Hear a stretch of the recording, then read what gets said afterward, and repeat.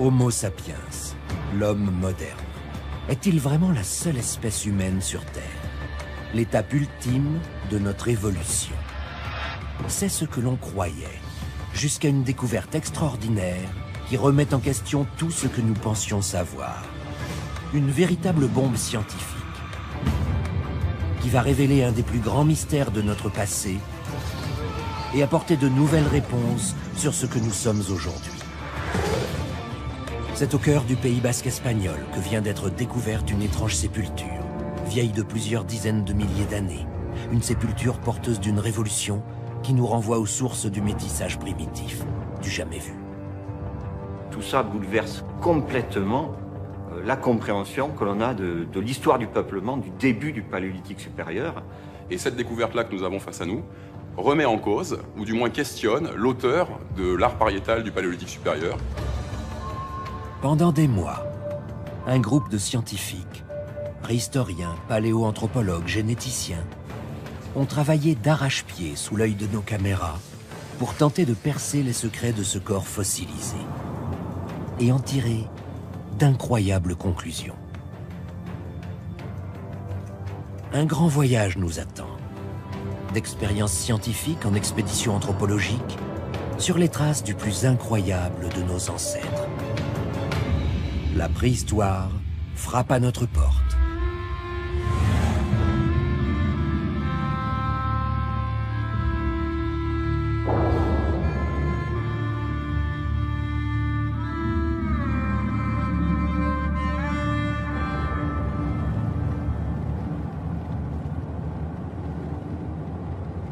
C'est sous le signe du hasard que commence notre enquête. Nous avions choisi de suivre dans son travail Nicolas Darvin, préhistorien rattaché à l'Institut français de recherche archéologique, quand celui-ci fut investi d'une mission singulière. Aller expertiser une énigmatique sépulture repérée chez un particulier. Il y a quelques jours, un agriculteur a en effet tenté de vendre sur Internet ladite sépulture. Mais il en a été empêché par les experts du service de l'État, dont le travail est de démasquer d'éventuels trafiquants de biens culturels. Nous devons à tout prix être extrêmement prudents afin que ces découvertes archéologiques ne se retrouvent pas sur le marché de la contrebande, mais surtout celle-ci semble potentiellement exceptionnelle puisqu'au vu des premières photographies que nous avons vues, il pourrait s'agir d'une sépulture préhistorique, ce qui reste une découverte tout à fait exceptionnelle pour la communauté scientifique. Il est accompagné par Juanita Cortés, archéologue elle aussi, chercheuse au Centre d'archéologie de Bilbao, en Espagne.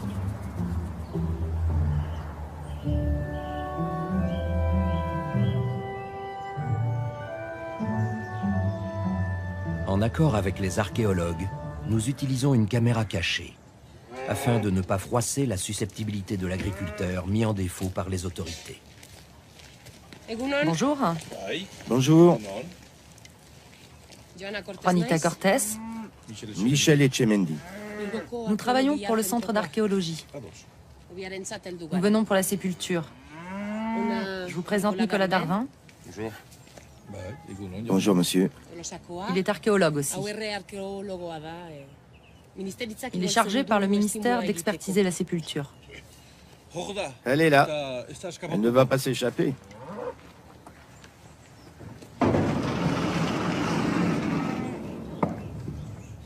Venez. Tout ça appartenait à mon grand-père, Gorka Iñaki Etchemendi. Il a parcouru le monde entier.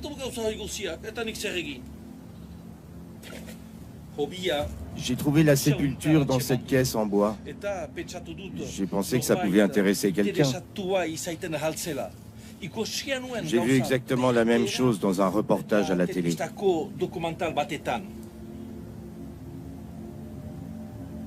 D'après ce que Nicolas Darvin distingue des ossements, ceux-ci semblent authentiques. Et malgré le temps passé au fond de cette grange, ils paraissent particulièrement bien conservés. En ce moment, je suis en train de faire du rangement dans la ferme. Je veux me débarrasser de tout ça. C'est vraiment très intéressant.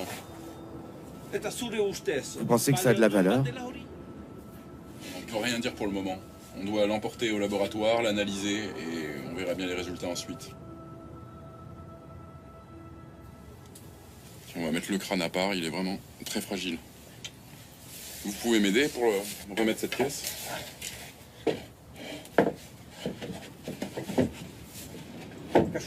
Attention vos doigts. Mandaté par les autorités pour effectuer toutes les vérifications nécessaires, Nicolas Darvin réquisitionne la sépulture. Si les analyses confirment son authenticité, la valeur scientifique de cette découverte est potentiellement très grande. Il est temps de chercher à comprendre qui est cet humain fossilisé, d'où il vient et surtout de savoir de quand il date. L'enquête s'annonce délicate, compte tenu des conditions dans lesquelles la sépulture a été retrouvée.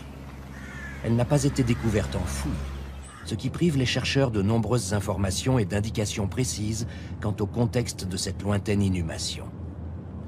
Ici, seuls subsistent des ossements et un sac de toile de jute rempli de silex. Ces silex sont indubitablement d'âge paléolithique supérieur, c'est-à-dire entre 30 et 20 000 ans. Il faut maintenant pouvoir montrer si ces silex sont bien associés à ces ossements, et si tel était le cas, alors on aurait une découverte tout à fait exceptionnelle pour la communauté scientifique. De telles trouvailles demeurent rares à l'échelle internationale. Pour le paléolithique moyen, qui concerne à la fois les découvertes relatives à Sapiens et Néandertal, nous ne connaissons à ce jour pas plus d'une quarantaine de sépultures.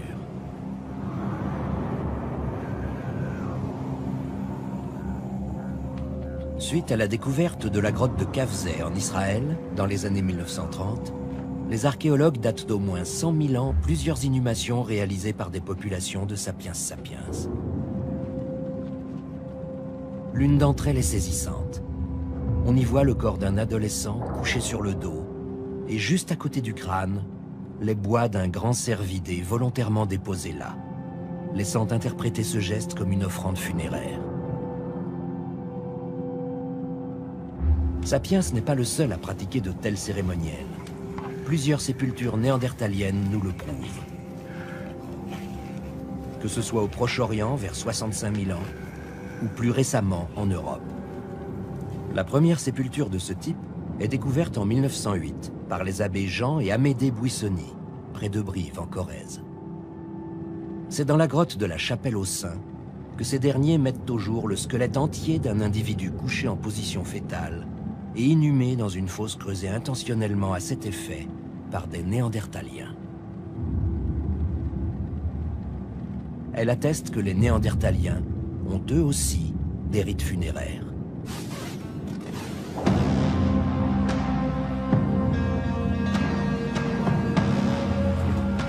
Nicolas Darvin et Juanita Cortés ont fait appel à Bruno Boulet pour expertiser la sépulture. Ils sont accompagnés de Jean-François Ballot, ingénieur en imagerie numérique.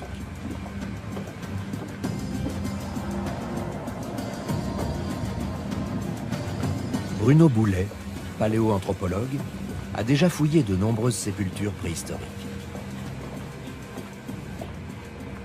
Je suis un spécialiste des hommes fossiles du Pléistocène supérieur, les hommes de Néandertal, les Néandertaliens.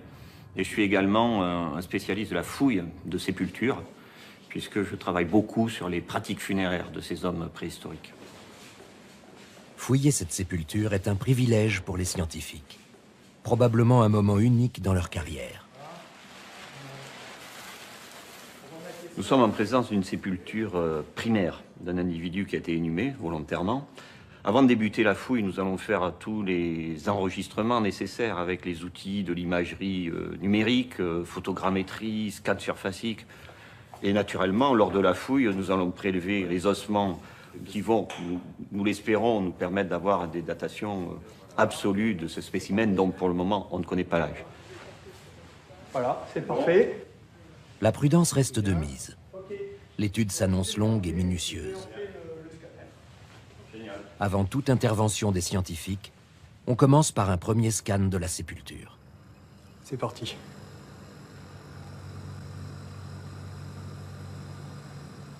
Le travail d'imagerie doit se faire à chaque étape de l'expertise.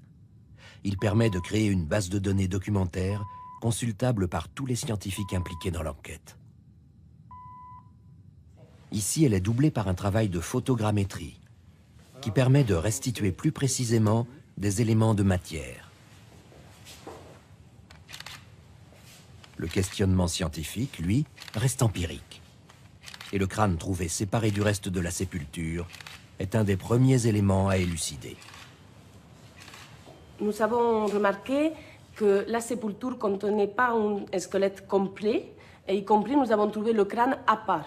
Cela pourrait correspondre en réalité aux pratiques des autodidactes préhistoriens du début du XXe siècle. Ce qu'il faut comprendre, c'est qu'à cette époque-là, les sépultures étaient conservées d'un bloc et ensuite elles étaient plâtrées, ce qui rendait presque impossible la possibilité de les déplacer ou de les montrer à qui voulait bien le voir à cette époque-là. En revanche, un crâne, c'est beaucoup plus léger, on peut le ranger dans une boîte et il peut suivre le préhistorien tout au long de son parcours.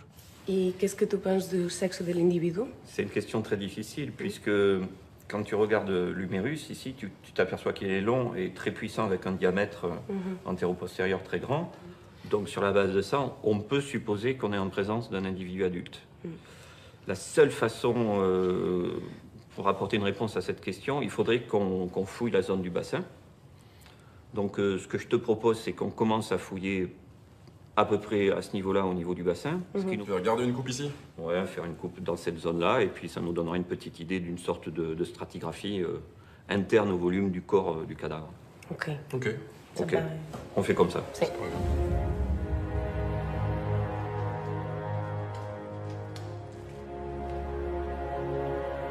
La fouille en laboratoire peut commencer. Plus facile qu'une fouille in situ, elle n'en reste pas moins une étape particulièrement délicate.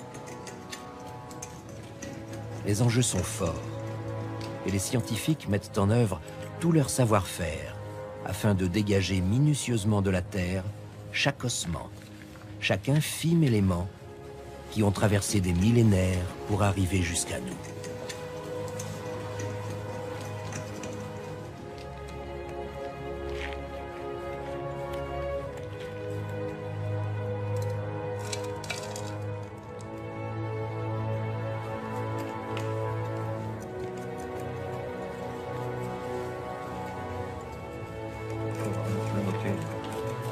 Cendre et charbon de bois au niveau de l'aile iliaque. Filmer cette étrange autopsie va s'avérer un moment unique pour nous, car les scientifiques sont sur le point de faire une découverte fondamentale. Ça? Non, c'est épais, hein.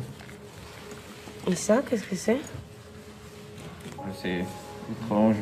C'est un peu étonnant, non? Ouais, c'est des éléments.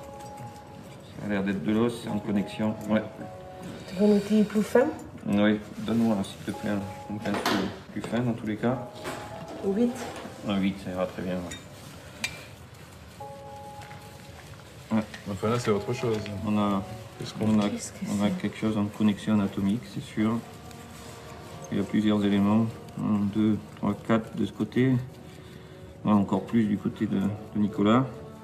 C'est un fœtus? Ouh, c'est... Ouais, côtes. je pense que c'est... Tu as raison. Oui, ce sont des côtes.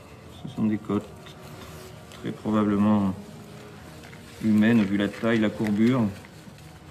C'est un fœtus qui est là, qui est engagé... Très probablement, la tête était déjà engagée dans le détroit inférieur du bassin, donc eh bien, écoute, on a une réponse à la question de tout à l'heure. Tu sais que c'est une dame, maintenant, qui est morte en couche. Mais les côtes, comme l'adulte, sont très très robustes. Hein. C'est vraiment étrange. Hein. Ce sont des côtes d'une largeur et d'une hauteur peu communes.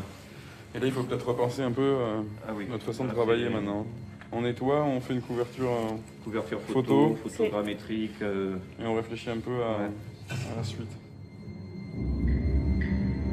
La trouvaille est majeure.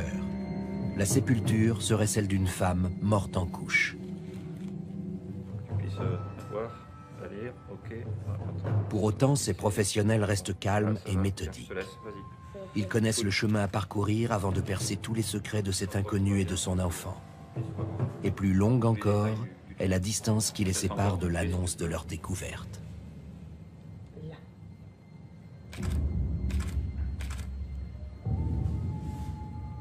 Pour l'heure, il est temps de passer au prélèvement afin d'envoyer des échantillons en analyse et pouvoir ainsi en déterminer la datation, l'origine, la filiation. Pas tout à fait. Voilà, ça y est, c'est bon. Allez, okay. Hop, on ne touche pas. C'est parti. C'est bon. Carbone 14, ADN, isotope, tout dans un même échantillon, si c'est bien conservé. Ce que Bruno Boulet, un des plus grands spécialistes mondiaux en paléoanthropologie, nous révèle alors, lui-même peine à le croire. Et les caractéristiques morphologiques du fémur de ce fœtus sont très surprenantes. Ce sont des caractéristiques qui ressemblent énormément à celles des bébés néandertaliens connus, comme la ferracie ou le moustier, la courbure, la largeur des épiphyses. Et ce fœtus provient d'une femme qui, par ses caractéristiques crâniennes, est une femme certainement anatomiquement moderne. Si on exclut une pathologie qu'on ne réussit pas à déterminer sur les ossements, nous pourrions être en présence de la découverte paléoanthropologique exceptionnelle, celle d'une femme moderne, morte en couche et enceinte d'un métis de première génération avec un néandertalien. Et si l'expert était dans le vrai? Si nous étions bien face à deux types humains différents? Si elle était avérée, ce serait une découverte au-delà de la raison. Cette sépulture nous rappelle combien les connaissances sur nos origines peuvent à tout moment être ébranlées.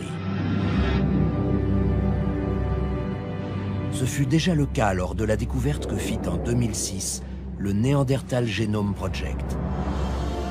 Ce programme de séquençage de l'ADN nucléaire de l'homme de Néandertal, dirigé par Svante Pääbo, fut lancé par le Max Planck Institute en Allemagne.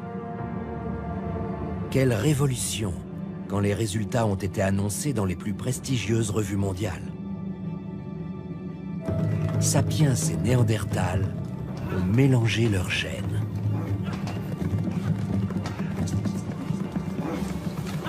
Nous savons désormais qu'il y eut des épisodes de reproduction entre ces deux espèces que tout semble opposer. Et que ces épisodes ont laissé des traces jusqu'à aujourd'hui, puisqu'une partie de l'humanité porte des gènes hérités de Néandertal dans son génome. Entre 1 et 4%. Néandertal est notre cousin. Voilà peut-être pourquoi, depuis toujours, il fascine l'homme moderne. C'est le LAPOM, le laboratoire de paléogénétique moléculaire de Bretigny-sur-Orge, qui est chargé de faire parler les prélèvements de la sépulture. Le LAPOM est un institut spécialisé dans l'anthropologie moléculaire et la bioimagerie virtuelle. Il est dirigé par Simon Palais.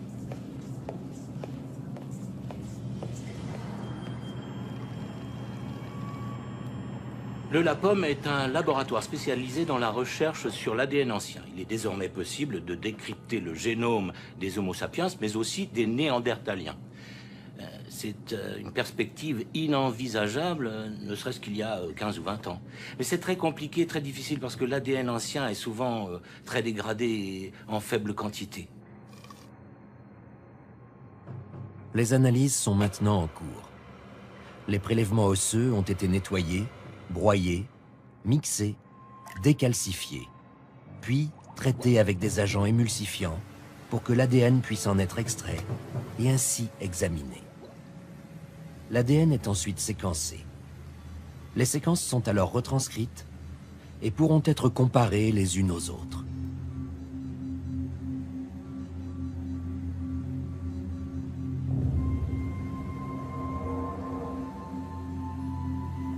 Parallèlement, une fois la fouille terminée, la sépulture est de nouveau scannée. Des clichés centrés sur le fœtus sont privilégiés.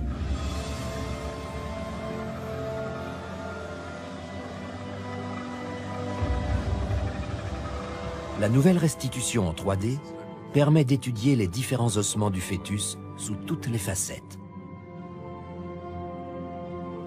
Ouais, mais Bruno, c'est surtout sur l'aspect des côtes qu'il a... D'accord. Ouais, qu'il a été...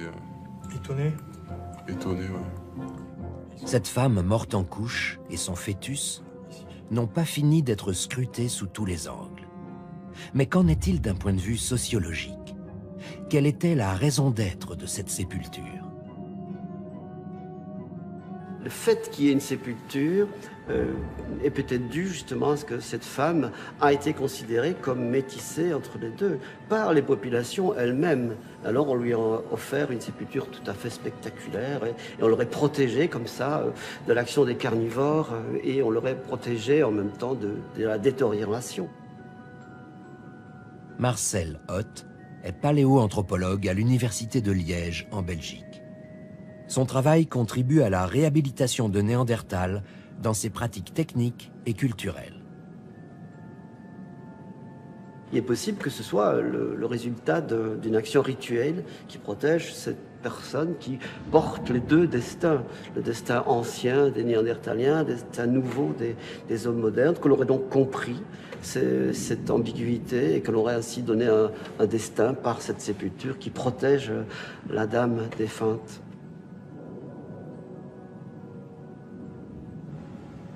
Après quelques jours d'attente, les résultats du LAPOM sont enfin disponibles. Le doute n'est plus possible. Les résultats sont clairs au plan analytique et quoique un peu surprenants. L'ADN de la femme correspond parfaitement à la variabilité connue des populations Homo sapiens sapiens du Paléolithique supérieur européen. D'ailleurs, elle correspond avec des exemplaires que nous avons déjà analysés dans le laboratoire, notamment des vestiges humains d'un site russe pouvant être daté de 25 000 ans. Mais la surprise vient des analyses pratiquées sur les échantillons prélevés sur le nouveau-né. Ils s'écartent clairement de la variabilité génétique connue des sapiens sapiens. Les seules comparaisons possibles avec l'ADN du nouveau-né sont des néandertaliens que nous avons déjà analysés au LAPOM. Donc je peux confirmer formellement les résultats. La femme est Homo sapiens et l'enfant néandertal.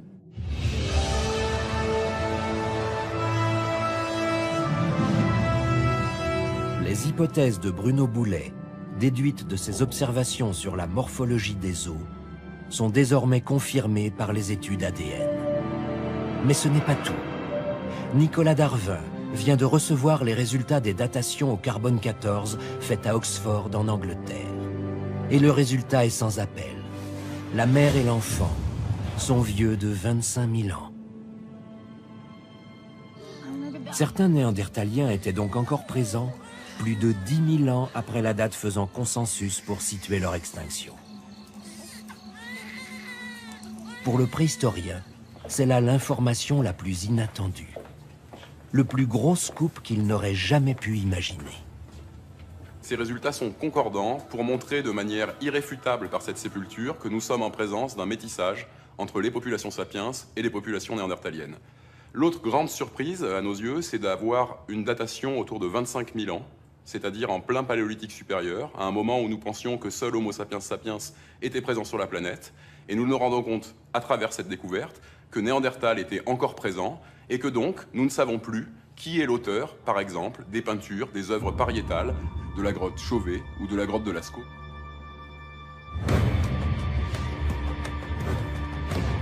Qui sont les artisans de ces cultures? Où étaient ces Néandertaliens qu'on n'a pas retrouvés depuis 150 années de recherche? Tout ça sont autant de questions qu'ouvre cette découverte assez exceptionnelle, unique au monde. Et cette découverte va nous obliger à partir à la recherche de nouvelles informations. Néandertal et Sapiens ne se ressemblent pas physiquement, c'est un fait. Et pendant longtemps, leurs cultures ont été formellement opposées. Mais aujourd'hui, Néandertal s'est vu réhabilité à sa juste valeur par de nombreux préhistoriens.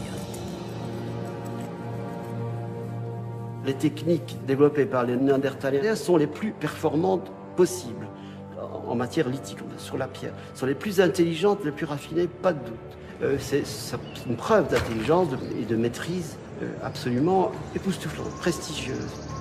On reconnaît également son statut de chasseur de grands mammifères, alors qu'auparavant, beaucoup voyaient en lui un opportuniste charognard. son image se modifie au fil des découvertes archéologiques. Ainsi, Néandertal n'est pas inférieur à nous, il est juste différent.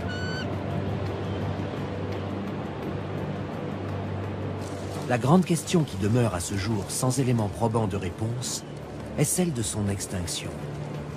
Pourquoi et comment Néandertal disparaît-il? Pourquoi, après un règne de 300 000 ans, s'éteint-il peu à peu, tandis que Sapiens colonise la planète et voit sa population croître de façon exponentielle, jusqu'à devenir l'unique représentant de l'espèce humaine sur Terre?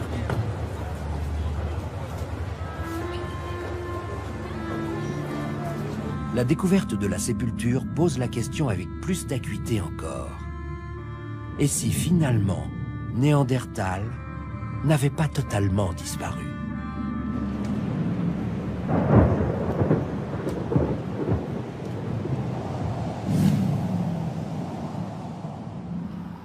La responsabilité de Nicolas Darwin est énorme.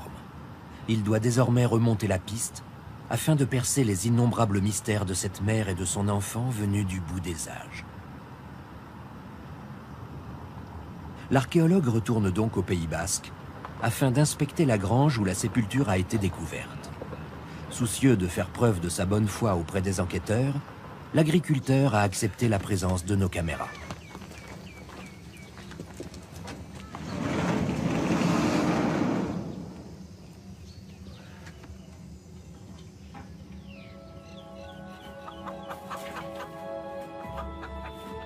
Quelque part, au milieu des innombrables souvenirs d'expéditions de son arrière-grand-père Gorka Iñaki Etchemendy, se cache forcément un indice.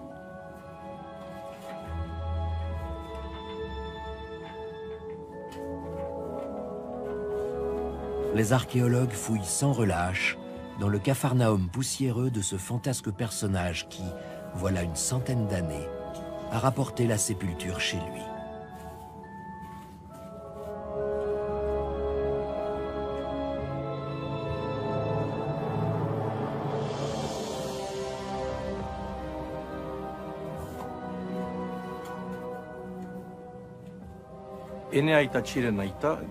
Mon arrière-grand-père Gorka Iñaki Etchemendy est né dans cette maison en 1883. Moi, je ne l'ai pas du tout connu. À 17 ans, il s'est engagé dans la marine espagnole. C'est cela qui lui a donné le goût des voyages. Il a parcouru le monde en faisant des expéditions sur tous les continents.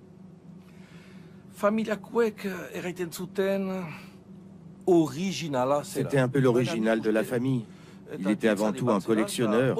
On dit de lui qu'il avait bon cœur et qu'il aimait aussi faire des cadeaux.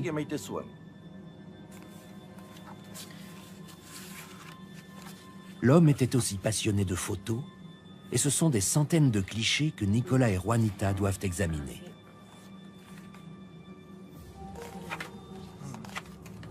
C'est lui. C'est Gorka Iñaki Etchemendy. Les premiers portraits de l'explorateur apparaissent. Collectionner les papillons. Et enfin, la sépulture. On voit quelqu'un là avec une caméra. Nicolas, ça c'est la sépulture qu'on a trouvée. Ça c'est la caisse. 1922. Donc on aurait peut-être la date 1922 de la découverte. Andrea Talankin, film à Gilead. Donc il y a un film. Il y a un film de la découverte. C'est quand même fou. Hein, mais à l'époque, ils pouvaient filmer les expéditions, hein, c'est possible. Vous avez trouvé un film ou quelque chose, non? Non, je crois pas.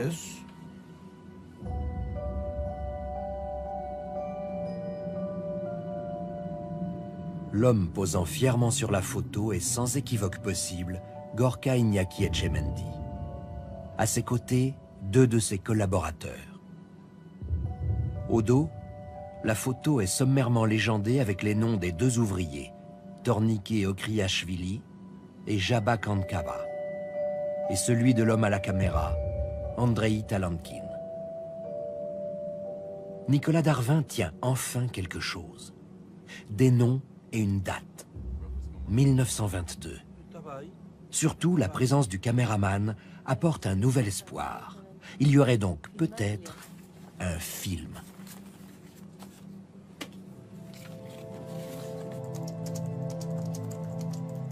En faisant des recherches sur Internet, Nicolas retrouve la trace d'Andrei Talankin, cinéaste russe originaire de Novosibirsk. Andrei Grigori Leonid Talankin. Andrei Grigori Leonid Talankin est un réalisateur presque inconnu, mais il s'inscrit pleinement dans le mouvement de l'avant-garde cinématographique de la Russie des années 1920, notamment par la grande influence qu'exerce sur lui le futurisme et le constructivisme, et par les multiples expérimentations dont il fut l'auteur. La Cinémathèque de Saint-Pétersbourg a sauvegardé les principaux films de l'œuvre d'Andrei Talankin. On y retrouve les deux facettes de son travail. Des films scientifiques, prodigieux récits d'expéditions aux quatre coins du globe, et des films de propagande soviétique.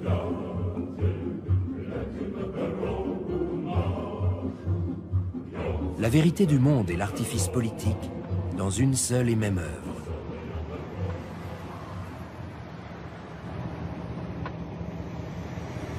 Nicolas Darvin arrive à Saint-Pétersbourg afin de rencontrer le conservateur de la Cinémathèque. Il va désormais pouvoir avancer dans son enquête.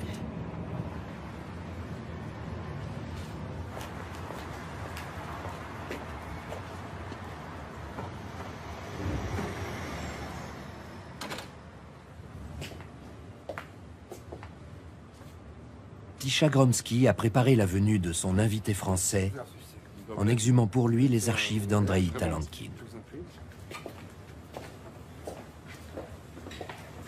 J'ai une très bonne surprise pour vous. Vous n'êtes pas venu pour rien. Cette piste russe est son seul espoir de retrouver le film de l'expédition, puis de localiser le lieu de la découverte. L'enjeu est fondamental.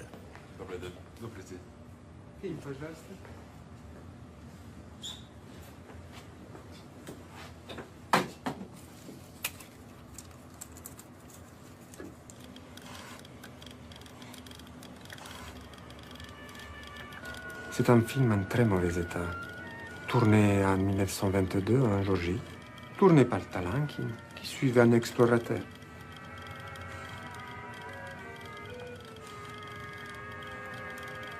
Finalement, les images tant attendues apparaissent.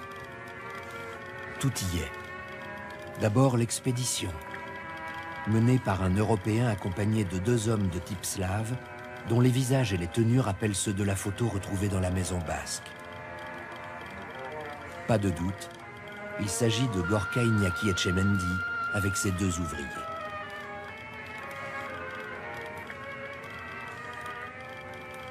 Vient ensuite l'entrée de la grotte, d'où l'explorateur dirige l'extraction de la sépulture.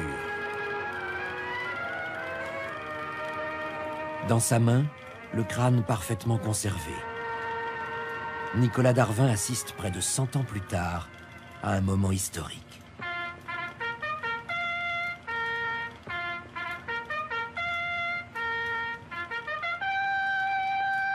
Les preuves s'accumulent. Et sur la boîte de la bobine du film, la date et le lieu apparaissent de manière précise. 1922, tournage en Géorgie, grotte de Zayou-Kovoko. L'archéologue sait désormais où chercher. Pourra-t-il bientôt apporter la dernière preuve manquante?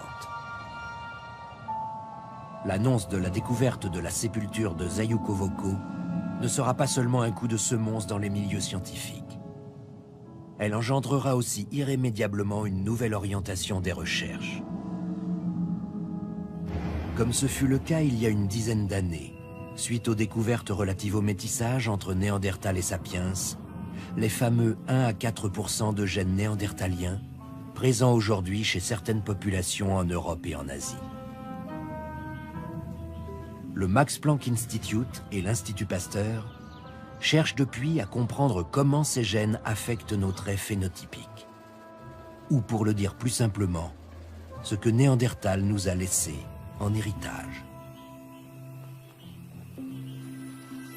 Nous savons ainsi désormais que c'est parce que nous avons en nous ces gènes archaïques que peuvent se développer certaines caractéristiques physiques ou pathologiques, la fragilité de la peau face aux rayons ultraviolets, la couleur rousse des cheveux, la propension du sang à hypercoaguler, ou encore les risques de dépression. Et plus étonnant, certains phénomènes addictifs. Vous ne parvenez pas à arrêter de fumer? C'est peut-être Néandertal en vous qui parle. Oui, notre métissage ancien avec Néandertal influence encore aujourd'hui notre santé et nos comportements. Le comportement, justement, c'est ce sur quoi ce laboratoire de paléoarchéologie comportementale travaille. Depuis qu'il l'a fondé en 2011, le professeur Jean-Paul Chasuble cherche à comprendre quelle influence nos gènes primitifs ont sur notre comportement. L'homme actuel a entre 1 et 4% de gènes néandertaliens. Nous avons choisi un certain nombre de volontaires auxquels nous voulons faire passer quelques tests, d'abord pour vérifier quel est leur pourcentage de gènes néandertaliens. Ce qui nous intéresse, c'est des gens qui ont plus de 10% de gènes néandertaliens. Ces expériences auront pour but, et déjà depuis quelques années, nous travaillons sur ce processus-là, auront pour but de mesurer si la présence de gènes néandertaliens en grand nombre modifie leur comportement en différents aspects, par exemple leur rapport avec la nature, leur rapport avec les événements qui se produisent soudainement, leur rapport avec les animaux, leur rapport avec la socialité, leur rapport peut-être avec la sexualité. Ici, des volontaires de tous horizons se plient à de multiples tests et analyses menés sous le regard attentif d'une équipe de scientifiques qui étudie l'expression fonctionnelle de certains gènes. Ceux hérités de notre ancestralité néandertalienne en particulier. Vous allez participer à une expérience d'oculométrie cognitive. On va essayer de voir ce que vous allez voir quand on va vous présenter des images. Et donc ce casque va permettre de mesurer l'activité électrique de votre cerveau. Et vous aurez aussi ensuite devant les écrans des lunettes qui nous permettront de mesurer exactement ce que vous voyez et où vous voyez principalement. Ce volontaire s'appelle Max Martel. Et il est l'individu connu à ce jour pour avoir le taux de gènes néandertaliens le plus élevé au monde, 66%. Un phénomène à lui tout seul. D'ailleurs, certains aspects de son comportement au quotidien ont attiré l'attention du professeur Chasuble. Il est un amoureux de la nature, dont il peut parler pendant des heures et pratique dans son propre jardin la permaculture. Une technique écologique qui consiste à utiliser le moins d'eau possible pour faire pousser les plantes. Néandertal, justement, se démarque de Sapiens par le respect dont il a toujours fait preuve pour l'environnement et la capacité qui fut la sienne de vivre des centaines de milliers d'années en harmonie totale avec la nature. Le professeur Chasuble pose en conséquence l'hypothèse que la sensibilité écologique, qui n'est pas partagée loin s'en faut par tous les humains d'aujourd'hui, proviendrait de la prééminence de ces gènes archaïques.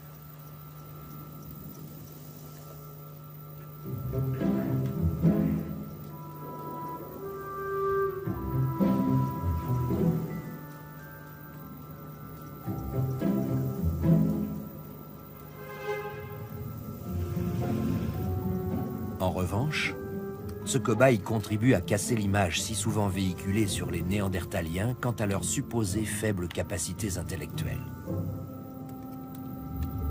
Car lui est développeur Internet, un véritable geek capable de jongler avec les codes et les algorithmes.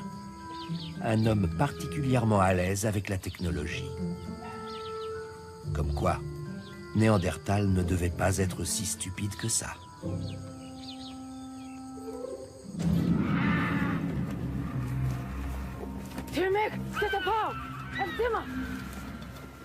Naturellement, l'homme de Néandertal ne connaissait certainement pas les automobiles et pas davantage les grands décors urbains type Shanghai qu'on va affronter maintenant. Mais ce que nous voulons faire ici avec un volontaire qui a un gros taux de gènes néandertaliens, c'est de mesurer ses capacités de réaction dans un environnement stressant, l'environnement de la conduite, environnement dans lequel il peut y avoir des changements météo extrêmement brutaux, éventuellement des apparitions de personnages sur la voie, et voir donc ce qui se passe.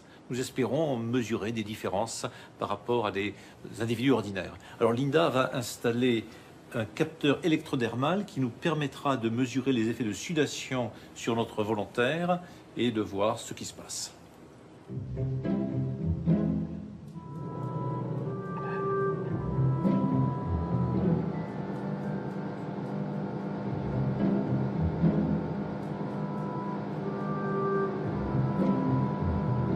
Bon, Linda, vous lui envoyez de la neige.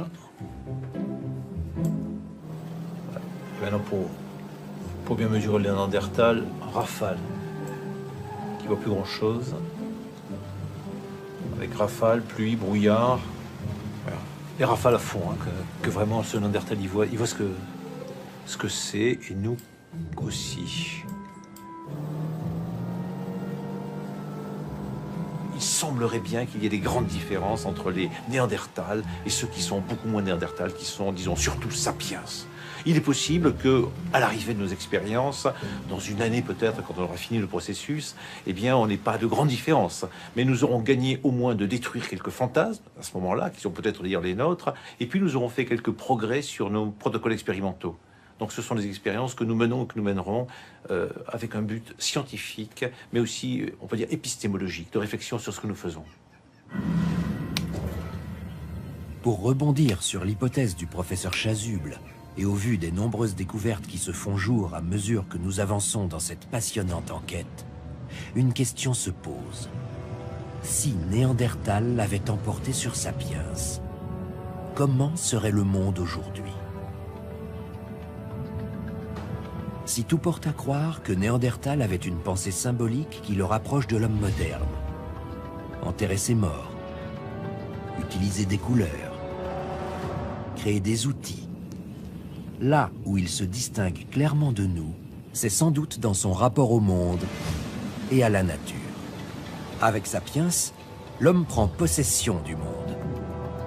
Il s'étend sur la planète comme une colonie de fourmis sur les restes oubliés d'un repas. En quelques dizaines de milliers d'années après sa sortie d'Afrique, il a mis la Terre au pas et menace par son activité toujours plus intense sa faune, sa flore, sa couche d'ozone, et jusqu'aux membres de sa propre espèce. Une des voies de survie de l'homme actuel serait de revenir au mode de vie et aux valeurs des Néandertaliens, qui eux étaient en harmonie avec leur nature. Néandertal, lui, a vécu plus de 300 000 ans sur la Terre, et toujours il l'a respecté. 300 000 ans, et aucune séquelle sur la planète. Alors, écolo Néandertal? Ouais, il était écologique. Ouais. Et je suis persuadé que ce n'était pas par hasard, c'était vraiment une conception. Certes, tout porte à croire qu'il n'aurait jamais développé nos innombrables technologies, nos multiples inventions et notre spectaculaire capacité à produire encore et toujours plus.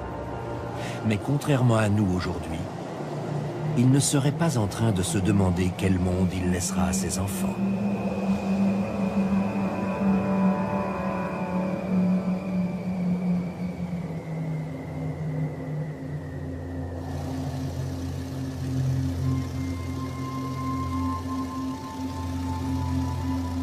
Après une escale à l'aéroport de Tbilissi, en Géorgie, nous retrouvons Nicolas Darvin pour l'ultime étape de son voyage.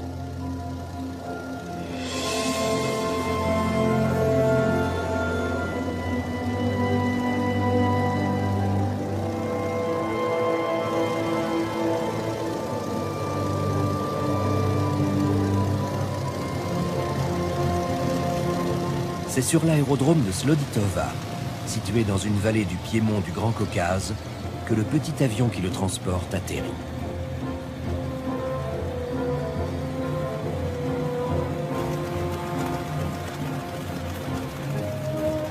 Il est attendu par une vieille connaissance, Valdek Metreveli, archéologue géorgien, qui a vécu plusieurs années en France où il a fait une thèse sur l'art pariétal.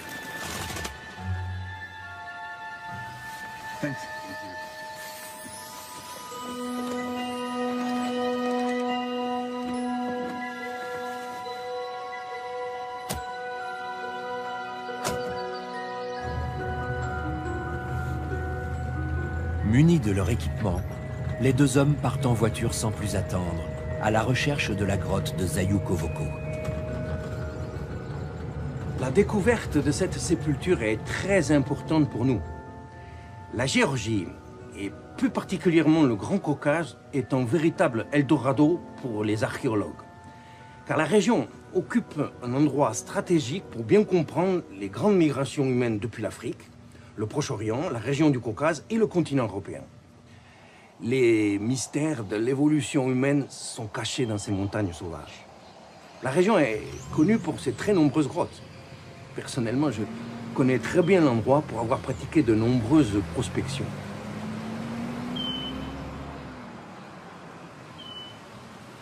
La grotte de Zayukovoko n'est répertoriée sur aucune carte. Mais les informations recueillies auprès des villageois de la région ont permis à l'archéologue géorgien de délimiter une zone de recherche. La longue enquête de Nicolas Darvin touche enfin au but. Au bout du chemin, la grotte et ses secrets l'attendent.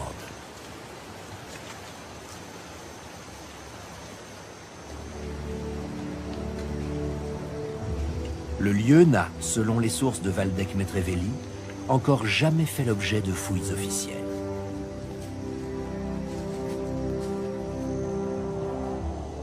Tous les espoirs sont permis. Et tandis que les deux hommes s'enfoncent dans cette dense forêt, nous nous prenons à rêver à tout ce qu'ils pourraient encore y trouver. Peut-être sommes-nous à quelques pas d'une des plus grandes découvertes du XXIe siècle. À quelques pas, à quelques mètres même. Car nous y voilà. Après des semaines de recherche, la grotte apparaît.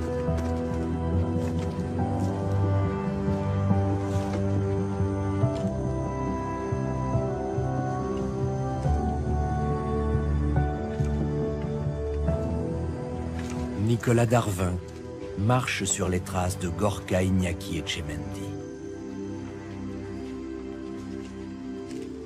Les pièces du puzzle sont enfin réunies. L'ultime révélation est à portée de main.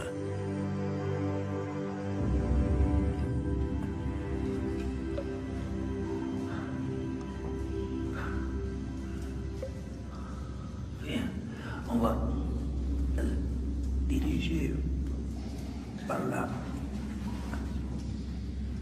Nous sommes dans les profondeurs de la grotte. Incroyable sensation d'être revenu des milliers d'années en arrière. Fais bien attention à ta tête. Bien.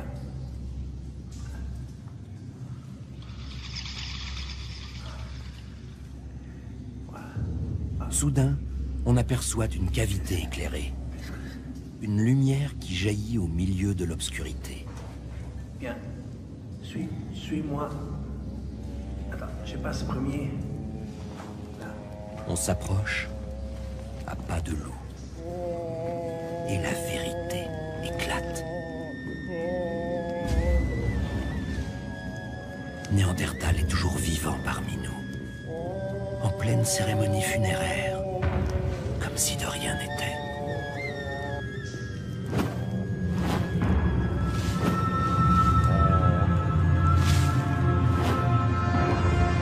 Comme si le temps ne s'était jamais écoulé.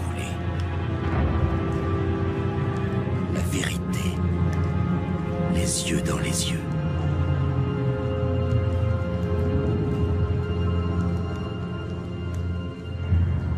Coupez!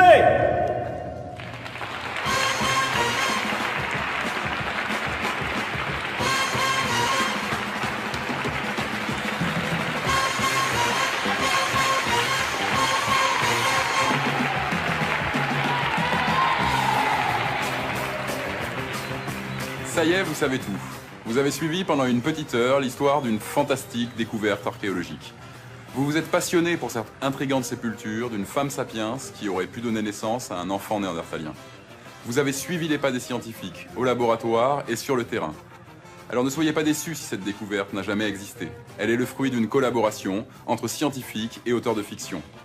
Alors certes, une femme sapiens n'a jamais donné naissance à un enfant néandertalien. Et personne sur la planète aujourd'hui ne porte 66% de gènes néandertaliens comme dans ce film. Mais qui aurait pu imaginer, il y a seulement 20 ans, que nous tous aujourd'hui portions les traces de ce métissage vieux de plusieurs dizaines de milliers d'années entre l'homme de Néandertal et Homo sapiens sapiens. Mais attention, tout n'est pas faux dans ce film, bien au contraire. C'est un principe de la science que de pouvoir se démentir elle-même au gré de ses progrès et des nouveaux objets d'étude qui s'offrent à elle. Il n'est pas de certitude scientifique qui ne puisse un jour être ébranlée, partiellement ou totalement. Par contre, ce que vous faites dans une fiction va ouvrir l'imagination. Je pense que la fiction est la clé de voûte de la découverte, la clé de voûte de la connaissance et de la science par conséquent. Si le sujet de ce documentaire relève aujourd'hui de la science-fiction, qui sait ce que demain nous réserve ?